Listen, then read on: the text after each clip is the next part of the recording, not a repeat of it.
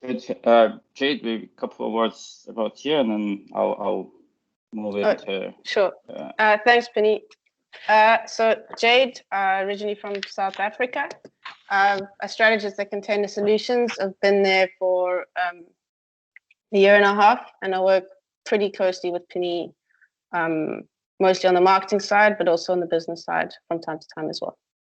Great, thank you. And I'm Pini Resnick. I'm currently CRO and co-founder, and originally CTO. So I'm coming from technical background, an engineer, but doing mostly marketing these days, and all kind of other things.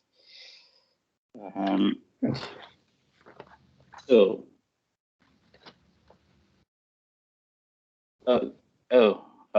I cannot share before I do that thing. Give me a second. I may need to restart there. Yeah, that's fine.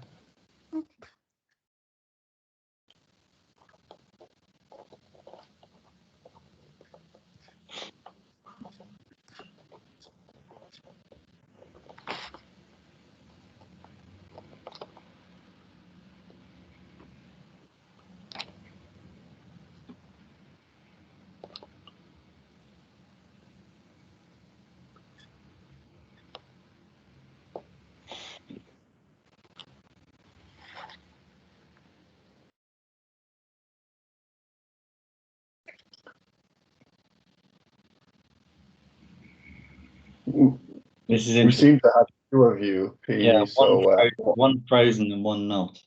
yeah. And You're on mute. Yes, now the other one will disappear at some point, I guess. two for the price of one. Stereo. Yes. There we go. Okay.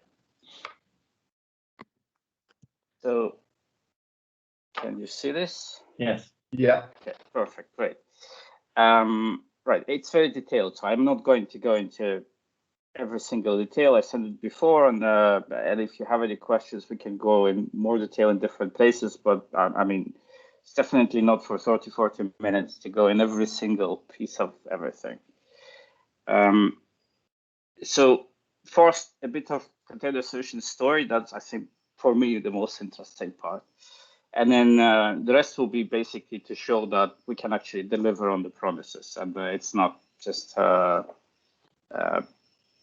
we're just saying so. Right. Basically, what we do is cloud native transformation, right? And I'll try to explain what it is, but in very rough idea, is cloud native transformation is a combination of digital transformation and cloud native technology. So basically, digital transformation done through the means of cloud native technology. Right? The goal is not the technology itself, but it's an essential and core element of transformation. But the business need is more moving into digital world. So what is cloud native? Normally it would be defined as quite technical thing, meaning containers, Kubernetes, all the other things, right? You will have all the other vendors basically explaining this, right? So everyone else would be offering a technology solution with all of these elements, a part of them, or to different extent, basically covering these technologies. But it goes from infrastructure, clouds and containers, through orchestration, Kubernetes, and observability and other things around that, and the architecture to be able to effectively use those underlying infrastructure technologies. Essentially, the goal there is to successfully adopt basically those cloud native technologies. Now, this is all great, but in our mind, there is more to it. Right? Unless the organizational culture or everything related to people basically is changing in the same time to support this kind of technological change. Generally speaking, cloud native technological change will have low success rate. Right? So the real goal is to to basically move on both areas. So sort of digital transformation, adopt agile processes, create the teams that are effective in the world that is more distributed and less hierarchical, be more data-driven, and adopt the culture that is way more collaborative rather than top-down. So the real goal is digital transformation through cloud-native technologies, and we call it cloud-native transformation. This is a supportive research from BCG, right? This is as is from BCG. Essentially, they're saying 30% of transformations will fail. Only 70% will fail. Only 30% will succeed. And the reason is because most companies don't actually execute on all these 6 elements. Those are their elements. If you look a bit closer, they're very similar to our maturity matrix. It's the strategy, leadership, people, or talent, agile processes, data-driven approach, and the technology stack. So this is very much aligned with our cloud-native maturity matrix. And it says it's not just about technology, but it's also about non-technical cultural elements of it. And they say if you address all 6, then the chance of success goes from 30% to 80%.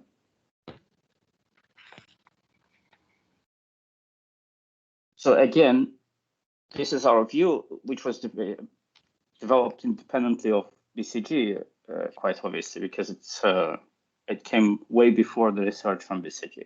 But it very much aligns with the same approaches. That technology on its own is not good enough. It has to be supported with organizational change. Unfortunately, most of the companies trying to do only that, only technology transformation. So basically adopt containers, adopt microservices, adopt this and this and this. So basically manage manage container services, but without support of organizational change. Unfortunately, this doesn't lead to good results. It leads to years and years of stagnation and lots of budgets wasted and delays and everything else, like this white elephant projects. We also see from competition point of view, the majority of the cloud-native vendors, they would only talk about technology. The larger strategic consultancies like BCG or McKinsey, they would actually address digital transformation side, but they would typically not have the depth of technical knowledge. It doesn't mean that they don't have amazing engineers. They have them, but just not in the numbers that are sufficient. And also the transformations are not led by technology, but by strategic business change. So basically, this is the summary: technology plus strategy plus culture. And we really want to be preparing for change, right?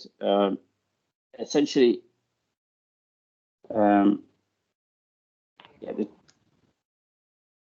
the culture is the essential element for the transformation.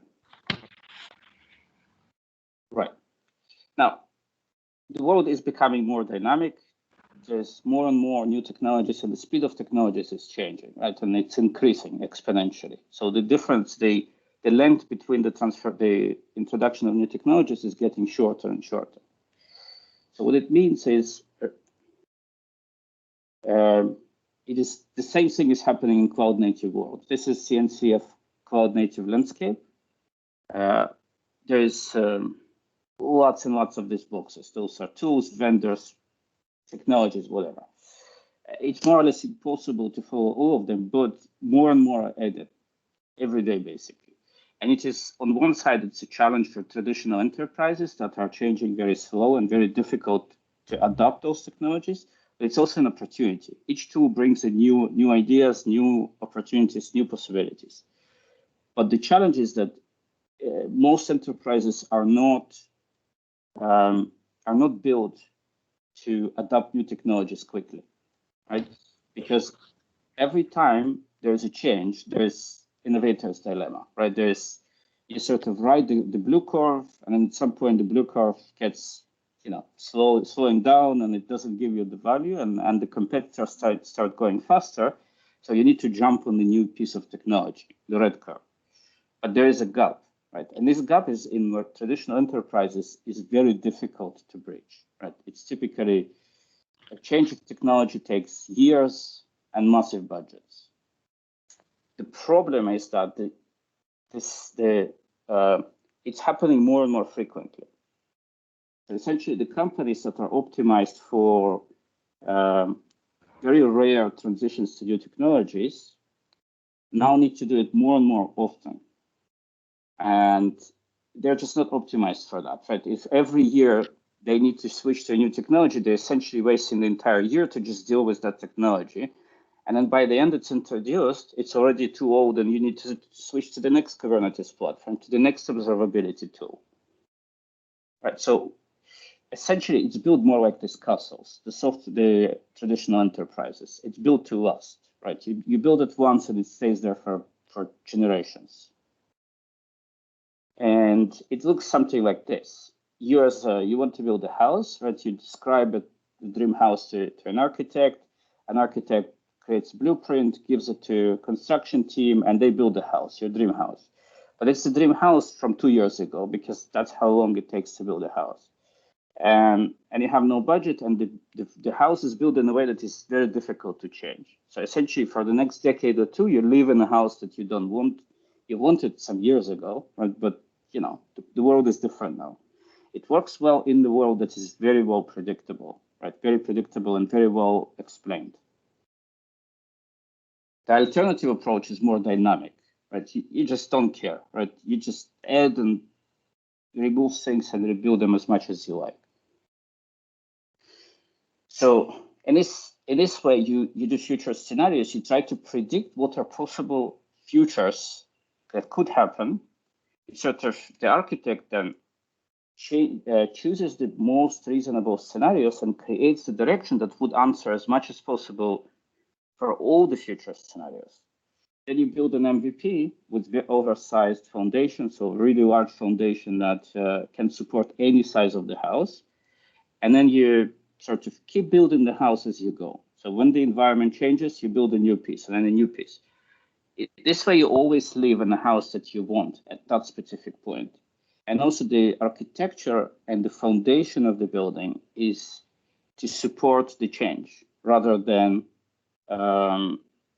survive for a long time unchanged, right? So it's more of a piecemeal approach.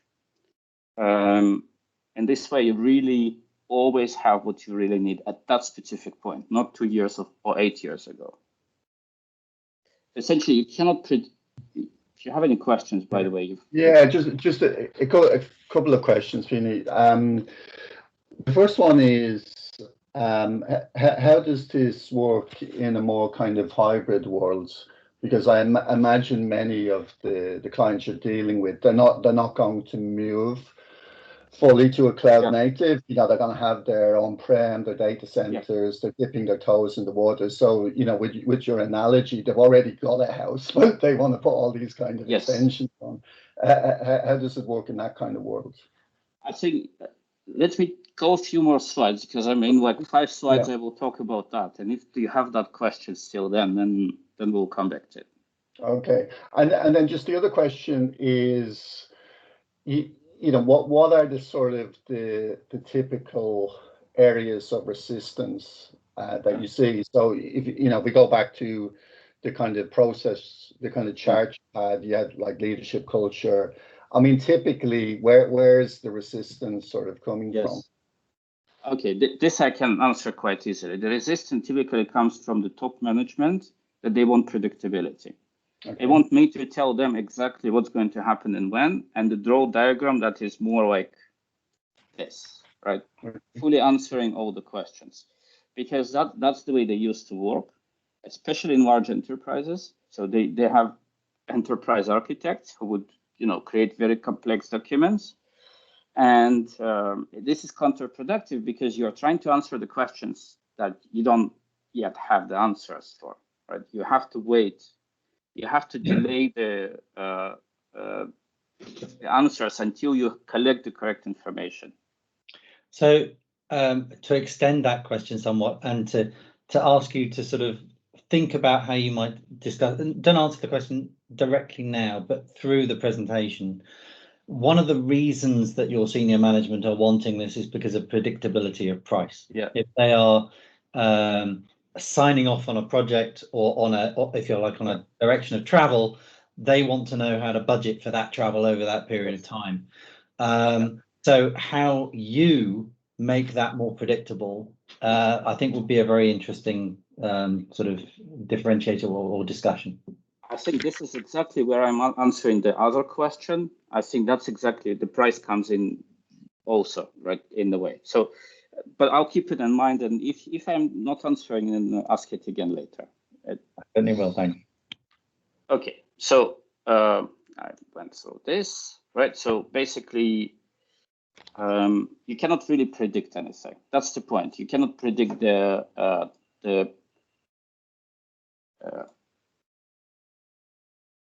you cannot predict the price or the scope or anything, right? You can get to it. You can predict the price and scope only when you actually know for sure what you are doing. So if you're building 10th house in the row, right, then you know exactly how long it will take and how much it will cost.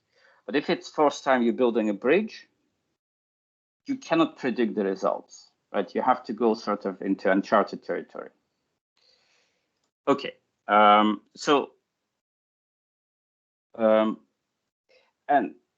this, it's very important not to forget about people, right? The people are, if the technology is there, but the people are not ready to change, then all this is useless. Not exactly useless, but not very beneficial. Like the cloud native world is very difficult and complex. Introducing cloud native technologies without being able to, if you continue delivering every 9 months, you can deliver every day, but you continue delivering every 9 months. Why would you waste all your time on these technologies, right? You could do it in the past. And it's very important to understand that culture is not like a technology. It's not something you can just change overnight. It's something that is, it's sort of set of all these tiny things you do every day, right? It's the relationships, it's the rituals, all kind of different things that are happening in the organization and happening for a very long time. And it needs to be changed step by step, but it is possible to change a culture, organizational culture, at least to a certain extent. So now, how we actually do it, that's what I'm supposed to answer, how we actually go through this. So we are basically trying to use this principle of build to change, so build things for change rather than to last for generations. And TDBR, Think, Design, Build, Run, this is the methodology that we basically developed, and I even wrote a book about it. So generally speaking, cloud native transformation looks something like this. There's point one, it's before you start, you don't know what you're doing, right? And you start wondering how it's going to go. Second one is you jumped in and for a couple of years you're trying to do it, but it's very difficult. So it takes very long time until you figure out how to do it right. So you're sort of going around, then you sort of get the point. In point 3 and 4, you're very good on it. Like 4, let's say Netflix, right? 3 is a company that is quite good cloud native company, but not Netflix. So we have 2 major services, cloud native transformation and cloud native operations. And generally, it's yes, question? Or? Oh no, I was perhaps just going to make an observation on your chart, with our graphic, which I think was very good. When you think of senior management, they like 4, they don't like 2. Yeah, at least 3, right? 2 is terrible. Yeah. But if you go into uncharted territory without a guide, that's what's going to happen. I think this is our value proposition. We are the guide. We can take you through the uncharted forest, right? We can help you to do it right and quick. But it's still unknown territory. And the way we do it is not by telling you what's going to happen, but by predictable and consistent process. So a lot of companies dive in. Here's a 50 million euro on full transformation. Let's start. We're actually talking to a company, a Swiss bank, that is doing exactly that. It's not very smart, right? It's not the way to start transformation, which needs to start small and then grow over time. So we help to basically define the strategy in the think stage. Then we define the basics, this MVP and the oversized foundation, and then we continue helping them to build the thing and then operate it. From time frame, it looks like this: about 2 to 3 weeks on the think stage. That's where we do gap analysis and strategy. Then 3 to 6 months at design stage. That's where we build a production ready MVP for 1 or 2 small products. It's essential to build a production ready thing, but we also create a team that will be used as a base for cultural change. And then later on there's an ongoing build stage that you continue building and improving things, and then the run stage. So from cost perspective, we know exactly how much each stage will take, because it's time based and we know generally how much resources is needed. So there's almost not really fixed prices, but almost fixed prices, very predictable prices, because we are doing it based on our experience, right? We always get within 6 months to production ready MVP, including CI/CD, including basic platform, and including something running in containers. So in this sense, it's very predictable, but we cannot say for sure what will be included in the MVP. And that's where the customer needs to have a bit of trust in the process rather than in the outcomes. So Pini, just to maybe dive in here a little bit. So you mentioned build a team to do cultural change, and that just sounds like actually quite a difficult kind of thing to do, because I think most people, when we experience of large organizations, cultural change is the hardest thing to do. So I just wonder how do you do that? Is that in the think or design stage? I mean, it seems to be something just beyond training. Yes. But like, what's the kind of the cultural change kind of element? How do you actually make it happen? Just for sake of steady, I'll just this one slide and then I'll answer this question. So this is the think stage. Essentially, we're using maturity matrix to evaluate the current state. We basically define the business objectives, draw the current state, and create the plan. This typically takes a few weeks with quite clear strategy. Then we do the innovation hub. Innovation hub is like, so that's where we bring our people and also people from the customer, not too many. Let's say 5 from our side and 5 or 7 from the customer side. And it's not just engineers, it's also design thinking experts, agile coaches, facilitators, all kind of different people. And it's yes, there is a goal to produce functional MVP, but there's also a variety of workshops and cultural things and team building activities. And this team is detached from the rest of the organization, right? So it will be eventually used to spread the culture, but in the beginning it is detached and it's working independently. Essentially, you're sort of building internal startup. And we have done this quite many times on large scale, right? And this typically takes 3 to 6 months.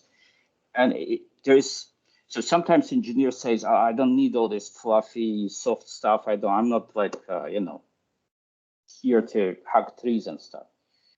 It is essential though, right? Because we are changing the culture. We are changing people behavior, right? And so this all 3 to 6 months innovation hub is not just to build a technical solution. That's what the customer often expects, but it really is to create the beginning of the cultural change. But presumably that also depends on, the people who are members of the client team then being able to go out and affect that change within the rest of the organization, because you could have, developers, stuck in the bowels of the organization who haven't heard the message. So it kind of does depend on that kind of cascade effect. And that's where the build stage is. So if the beginning is the strategy, the first two, it's the think stage, and then the MVP stage, the innovation hub, then starts the run stage, that's a build stage. That's where we basically spread the word. And while the MVP is built, you want to educate the rest of the team. So more trainings, more workshops. And then we don't onboard everyone, but 2 or 3 teams or 1 team at a time, they go through this process of, then it's not even us doing. In the beginning, we're doing together with this new core team, and then it sort of spreads step by step, gradually. And in this way, we do sort of strangler pattern for the old technical part of the stuff, but also for organizational side. So essentially, we're strangling old organization and moving to the new one. This is quite a long process. It often takes years. I mean, normally it takes more than 12 months. And many people will never find their place in this. So, do you find that your kind of your buyers, the IT directors, whoever, are they willing to kind of contemplate this quite long process? Because a lot of buyers, they're like, oh, well, get me the transformation. I want it to happen quickly. I'm under pressure, and of course you're suggesting something which is much more patient and considered. How does that kind of conversation typically go? Without us, it will take longer and more money, right? And the thing here is that they have very, very quick wins. So when we say to a customer, you have something in production, it literally happened. We promise you will have something in production in 6 months. They're like, I don't believe you, but let's see. I really hope you are right. Okay. So there are very quick wins that they can show to the rest of the organization and then build on top of that. The problem with full transformation is that first, it's very expensive because then you start putting like tens of people on it and it costs you millions and millions. And then for 2 years, there is nothing and it never is on time. Right. So, and sometimes we don't succeed to convince our customers to go for it. So they don't become our customers. Because they don't believe in this process and they believe in tell me exactly when everything is finished. And I cannot do that. I cannot lie to them. Okay. The last part is somewhat less for this. This is a separate, that's the cloud native operations. That's where basically we do 24/7 support and operations at the end, somewhat towards the middle and the end of the transformation. That's basically for more mature companies. So if company goes with us through the transformation, at some point they become mature enough to actually do operations.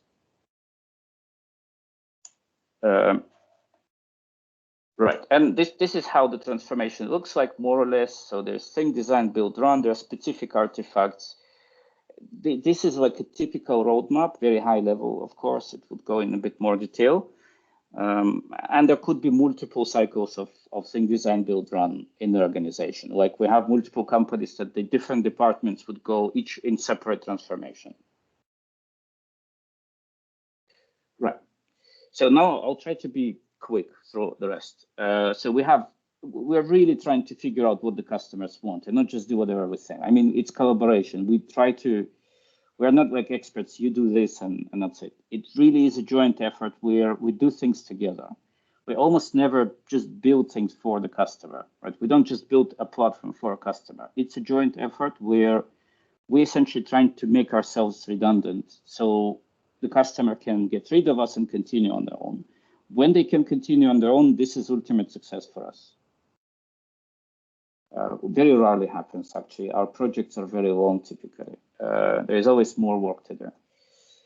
There's quite rigorous quality assurance framework. We meet the customers. We have specific people, executive sponsors, project managers, lead engineers, all kind of different touch points to ensure that the quality is correct. We can deliver trainings, and we're part of CNCF since the beginning, since the first batch of companies. We always got the first certificates. We actually been helping CNCF to build those certificate programs. So we are always ahead of everyone else on this kind of things. from customer perspective, we tend to work with really, really large enterprises, but no less than mid-size, right? So the customers, the biggest customers are Shell and Adidas and SAP, and GK Software is quite big in Germany. It's very big in Germany. And it's a combination of traditional enterprises, a lot from the separation is technology, energy, consumer, and financial services. I think in my perception, consumer and financial services are, and technology, so those are the strongest one. The energy is mostly due to Shell because it's a really big project. And our projects are typically very long. And it's not because we are signed up a long contract upfront. We typically only extend it step by step, but customers very rarely leave. So they can leave, but they don't want to because there's always more work to do. I want to re-emphasize beyond any doubt, right? We are a very highly technical company. What we do is technology. We are building platforms, but we don't build a specific platform. Like every one of those customers, what we are building is different. Whatever they need. We are vendor neutral. We're not committed to any specific tool, but we can build any of it. We're probably better than any other consultancy in hands-on technology. Just a bit about us, right? I'm trying not to be me, right? But, still, just so it will not come across like we are agile consultancy, right? We are technical, hands-on company that can build the most complex websites like Inditex's Zara owner, right? They're so big, right? Same as Adidas and Shell and others.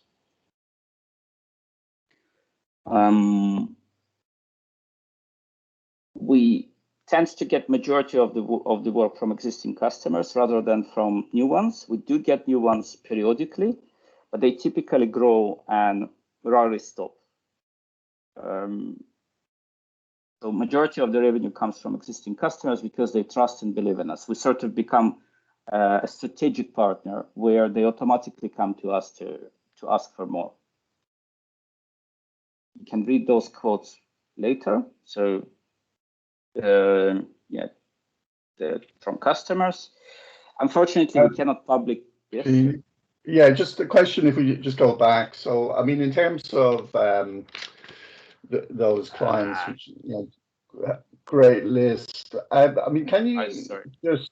It's okay. I mean, can you maybe just tell us a little bit more about what you did for those clients and what kind of business outcomes did you help them deliver? Any kind of metrics that you've got around what happened, better customer experience, reduced costs, etc. So this is the first. There is never reduced cost. I think whoever promises that is not right. Cloud native doesn't bring lower cost. It changes the consumption patterns. So this is a quite common conversation with the customers. Of course, if you take the old estate and put it one-to-one to the new platform, to the cloud, you may theoretically have cost savings. It never happens like that because the patterns change and there's incentives to use more of the cloud and then costs actually explode normally. The better question is how you manage the costs after the move to the cloud, right? How it doesn't go crazy entirely, right? Because it can be totally runaway thing. This is an example of a customer. This is actually Inditex, but I cannot use their name publicly. So that's fine. We didn't get the permission yet. So what we have done is there's two different projects, the e-commerce, the website. That's where we basically we help them to build cloud native roadmap. We did health engineering, reliability things.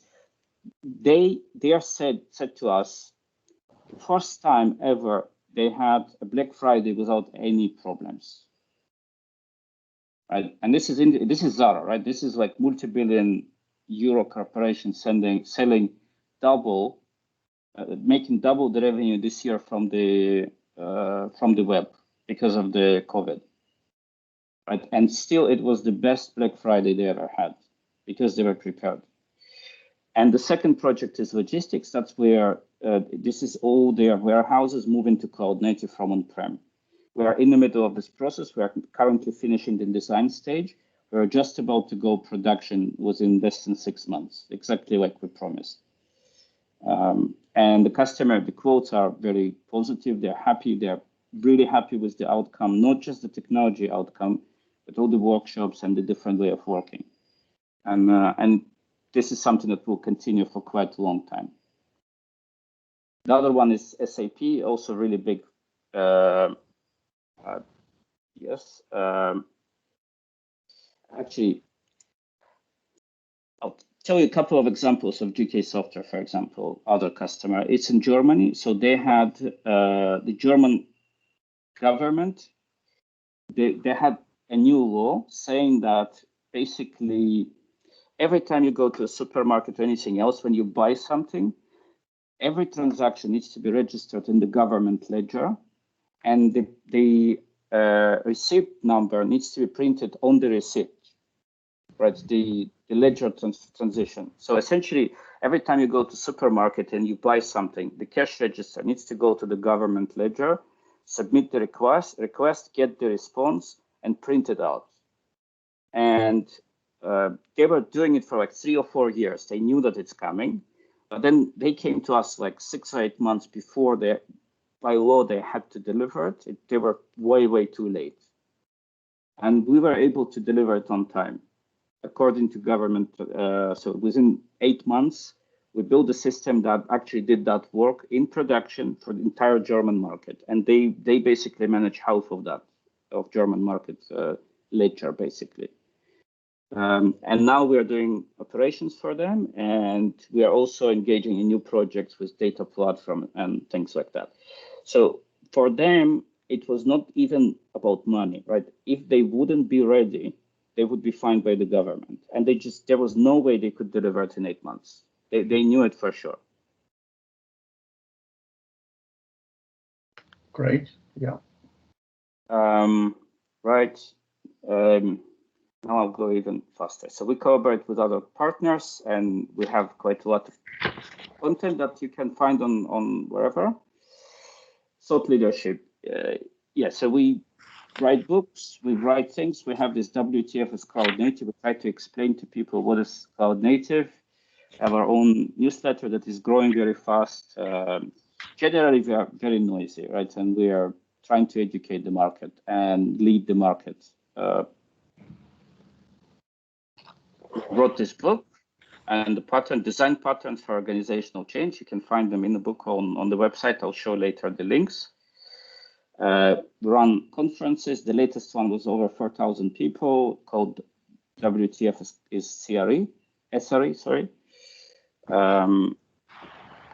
Yes, the WTF part was a bit challenging. We have another conference brand that's called Software Circus, which is more community, and we do a lot of work with friendly companies in ecosystem.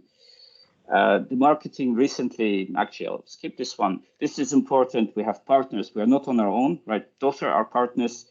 Important that we are vendor neutral. We engage with all of them. AWS, Google Cloud, Azure, very closely working with GiantSwarm, which is cloud native platform, Kubernetes platform, with Rancher, Tanzu, and also smaller ones that I'm not mentioning here. So those are their official partnerships. They're I think there are different grades, like Azure, we are something silver, and gold with Google, something like that. I don't remember exactly. If you want this information, I can share it later.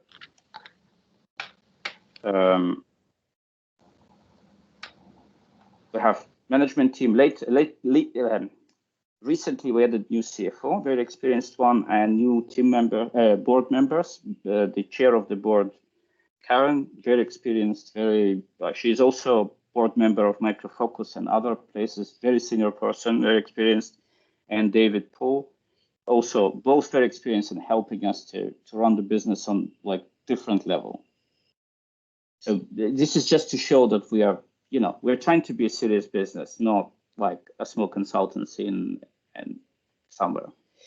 physically, we started in Amsterdam. We have large offices in London, Berlin, Montreal, Edinburgh, but also in all kind of different locations. And last year we switched to remote first. So basically, we are hiring anywhere, South America, different parts of Europe, maybe not Asia. We are covering from business perspective. We are strongest in Western Europe and North America. But randomly we get projects all over in Middle East and not Asia. Asia is sort of totally outside of our scope. This is again to show that we are a very technical company, and this number is changing all the time because we are hiring more people. We have about 40 engineers, but we also have design thinkers and consultants and engineering managers. We have all the possible certificates.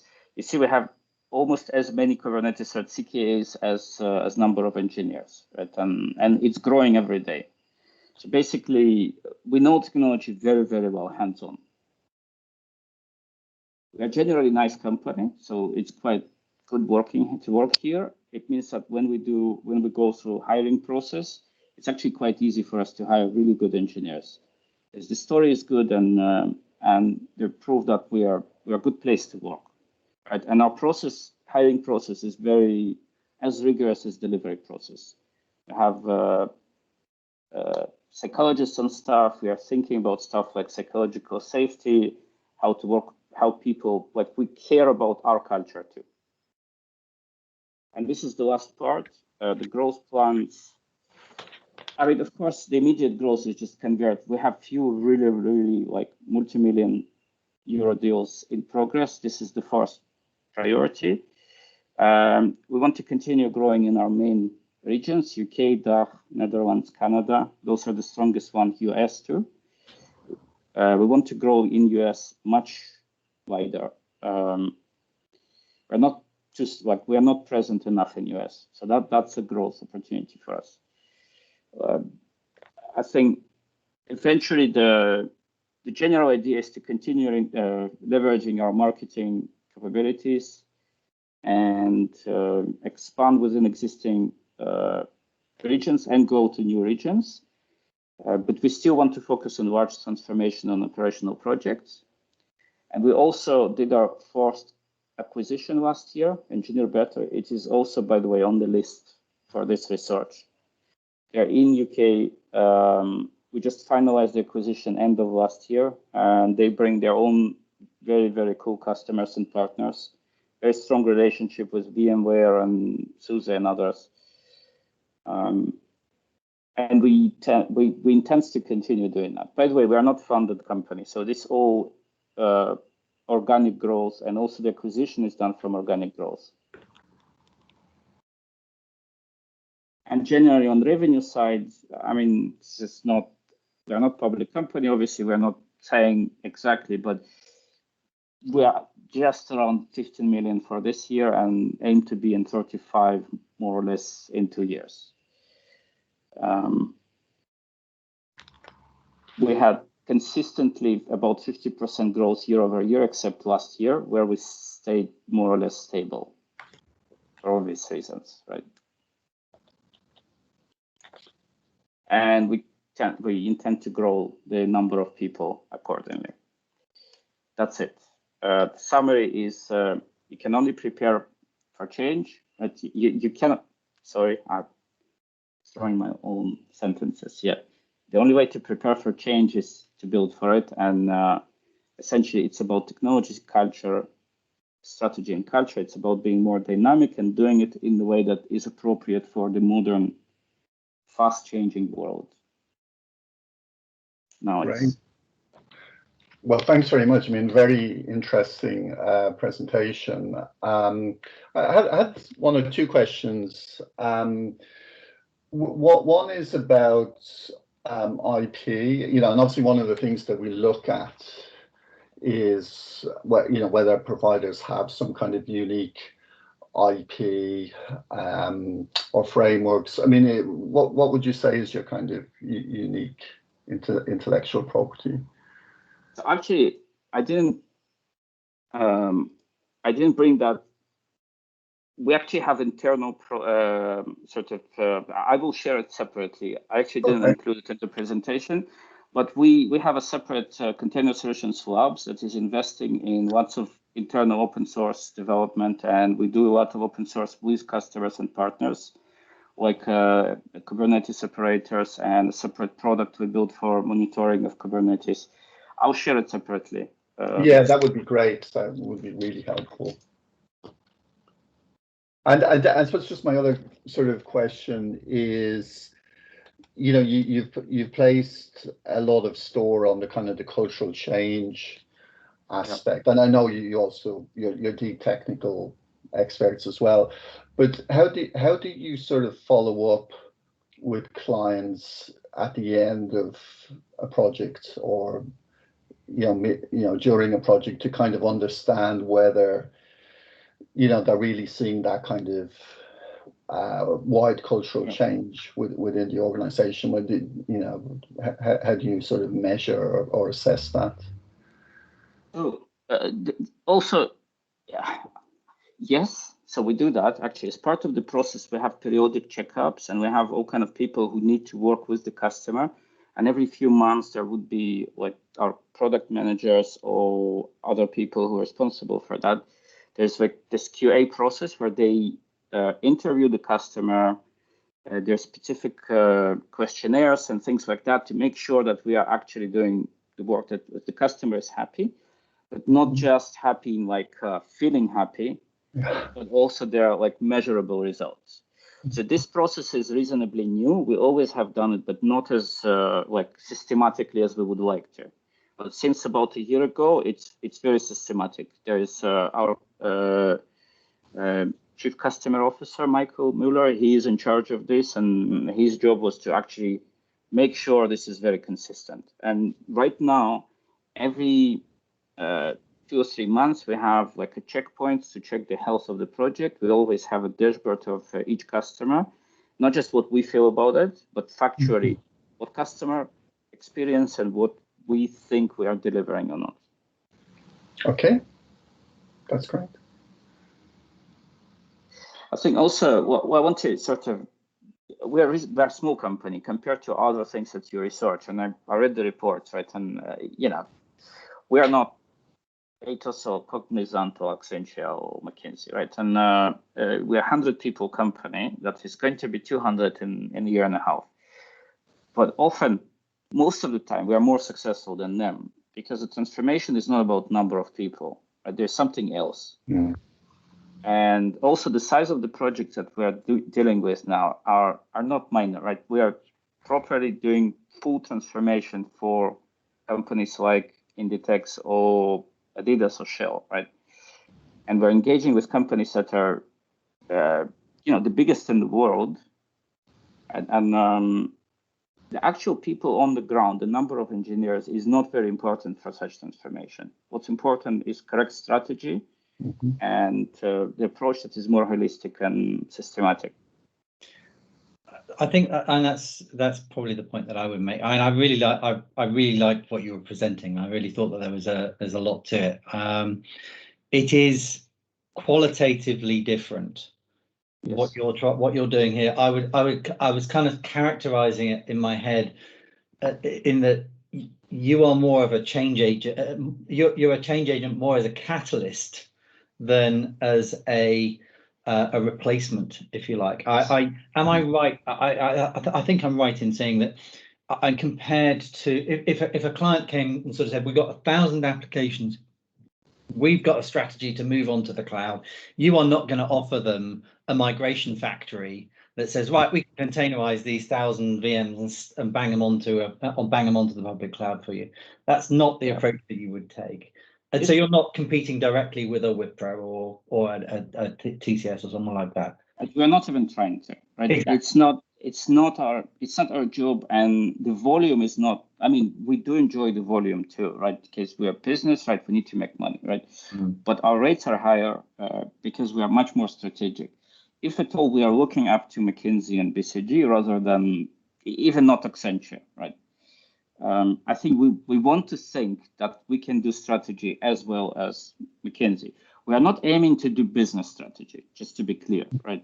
We are not doing like, you need to enter that market or deal with that competitors. This is none of our business. Even if we could do that, I mean, we could do many different things, but this is not our business. But we also don't compete with Wipro, right? It's not the volume of like bringing 100 people and just, you know, sitting in India and doing the chores. Yeah. No. As I say, you wouldn't take the approach of creating a migration factory and taking those 1,000. What we would do, we would do in the beginning, we would make sure that this factory is not manual, but is fully automated. We would build a factory with robots and stuff, right? We would help them to build a factory. And we often actually go to companies where they already have ThoughtWorks or Wipro or whoever else. And we work with the same, what we don't need to replace those providers. We work with them, we collaborate with them. We have actually quite a few very successful collaborations with Atos and Capgemini and whoever others, where we teach their engineers. With Capgemini, we were teaching their engineers how to do cloud native. It was quite a long time ago. Not to say that they don't have good engineers, but they have different business goals. Yeah. Yes, I totally get it. It kind of, from a pricing point of view, it kind of changes the discussion. So, but you know, I definitely like what I like what I see in terms of the thinking. That's definitely that. And when it comes to container services, it's kind of not tangential. I mean, it's obviously it's a key element, but it's not central to what you're doing. I think it is central. When I say MVP, that's where we build container managed container platform. It's absolutely key element. When we say MVP, what we mean, there is cloud automation. There is I won't go there, but there's cloud automation. There's CI/CD. There's basic architecture for microservices. So essentially, instead of saying we are building managed platform, what we're saying is we're doing cloud native transformation, but the first step in MVP is to build managed platform and extend it after that. Right. So we basically, our job is somewhere between the platform team and SRE team and helping the other teams to do the right architecture. Right. So most of our technical work is between the architecture, the microservices, and down to the cloud automation. So not hardware, but all in between. So as part of the transformation, 100%, we are building scalable, manageable, automated platforms.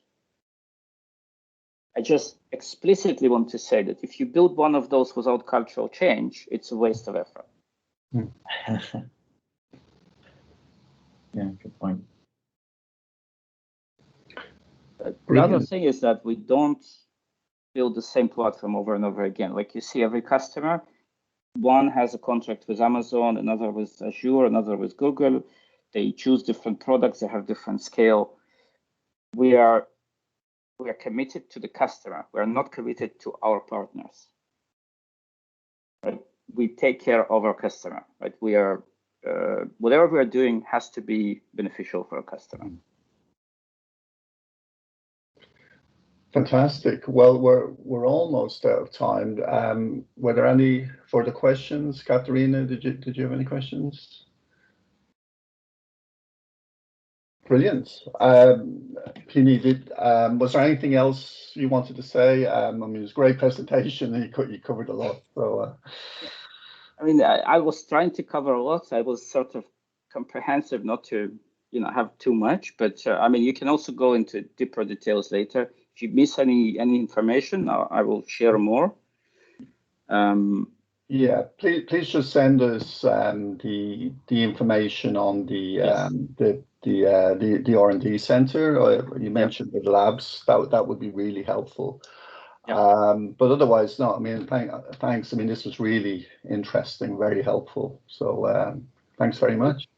Thank you. And It was very useful for me to prepare this presentation. So, Great. good timing. You did very well. Thank you. Thank you. Thank you very much. Cheers, Thank- everyone. Bye. Bye. Thanks. Thank Bye bye. you. Bye.